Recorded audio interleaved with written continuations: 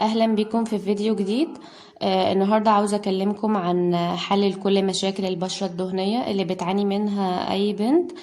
خصوصا كمان دلوقتي ان احنا داخلين على فصل الصيف، فمشاكل البشره الدهنيه بتكتر.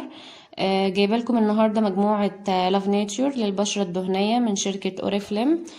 طبعا كلنا عارفين منتجاتها في السكين كير. المجموعه دي بتتكون من غسول وتونر لوشن، وكمان زيت. انا مش محتاجة اتكلم عن فوائد شجرة الشاي الاخضر بالنسبة للبشرة الدهنية. هو مفيد جدا ان هو بيقفل المسام، كمان بينقيها من اي شوائب وبكتيريا، بتعالج الحبوب وبتنشفها. خصوصا التونر ده ان هو بيشتغل ان هو ينظف الطبقة الداخلية للبشرة وبيقلل من الدهون الزايدة. يلا بقى نتكلم عن كل منتج فيهم بيعمل ايه وازاي تستخدميه وشوية كده تفاصيل عنه. اول حاجة هتكلم عنها هو الغسول. هو غسول جل خفيف جدا طبعا. الغسول ده معمول مخصوص للبنات اللي هي بشرتها بيبقى فيها حبوب، علشان تبقى ناعمة على وشهم. نسبة الصابون فيه مش كبيرة، عشان كده مش هتلاقيه من النوع اللي هو بتحطيه فبتلاقي زي صابون على وشك، لأ. هو بيرغي طبعا بس حنين على البشرة. بينظف البشرة كويس، بس ما بيشيلش ميك اب بنسبة كبيرة. لان بيبقى في انواع غسولات تانية لازالة الميك اب بتبقى مخصوص. فالغسول ده هيعجبك قوي. هو مش بس بينظف البشرة، لا، هو كمان بيحارب الحبوب وبيحارب البكتيريا اللي هي بتطلع الحبوب. فكده ده اول حاجة اتكلم عنها. هو حلو جدا. حجمه 125 ملي. سعره 89 جنيه.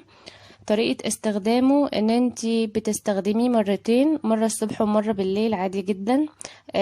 نقطة بسيطة خالص على بشرتك، بتبدأي انك توزعيها عليها. بعد كده تشطفي وشك كويس جدا. بس كده، ده اول حاجة اتكلمت عنها هو الغسول. تاني حاجة هتكلم عنها هو التونر. التونر ده بينفع مخصوص في فصل الصيف للبشرة الدهنية. حلوة جدا طريقة استخدام التونر، انك بتفضي نقطة على حتة قطنة، بعد كده بتبدأي ان انتي بالقطنة دي تطبطبي على وشك كله في جميع الجوانب. المفروض انك بتبدأي بالمنطقة اللي فيها دهون اكتر. طبعا زي ما احنا عارفين ان انتي بتتجنبي منطقة تحت العين. بس كده، دي خطوة التونر عشان يقفل المسام بتاعة البشرة. وكمان عشان يثبت لك الميك اب اكتر. هو حجمه 150 ملي. سعره 89 جنيه. الغسول والتونر دول بنستخدمهم مرتين في اليوم، مرة الصبح ومرة بالليل. لازم كل يوم الغسول، بعد كده التونر. نيجي بقى نتكلم عن لوشن الترطيب. في ناس كتير واخدة فكرة ان الترطيب ده بيبقى، لا، انا وشي دهني فما ينفعش اني اعمله ترطيب. طبعا الكلام ده مش صح، لان انا حتى لو بشرتي دهنية لازم اعمل لها ترطيب علشان ما تفرزش زيوت زيادة عن اللزوم. علشان لما البشرة بتبقى مش مترطبة بتفرز زيوت اكتر من اللي كانت بتفرزها، علشان تعمل للبشرة اعادة ترطيب.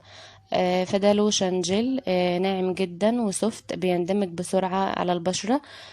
بيعمل افكت كويس على الدهون. ما بيديش للوش لمعة، لا، بيخلي الوش شوية مط برضو. سعره 79. حجمه 50 ملي. اخر حاجة هتكلم عنها هو زيت شجرة الشاي.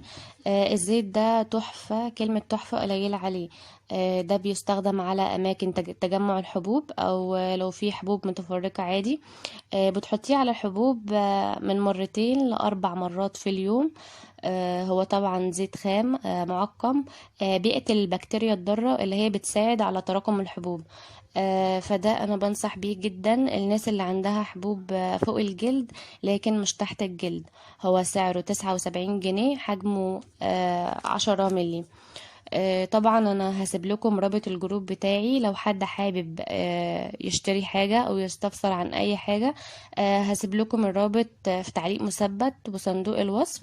وما تنسوش اللايك والاشتراك في القناة عشان يوصلكم اول باول كل فيديو جديد بعمله.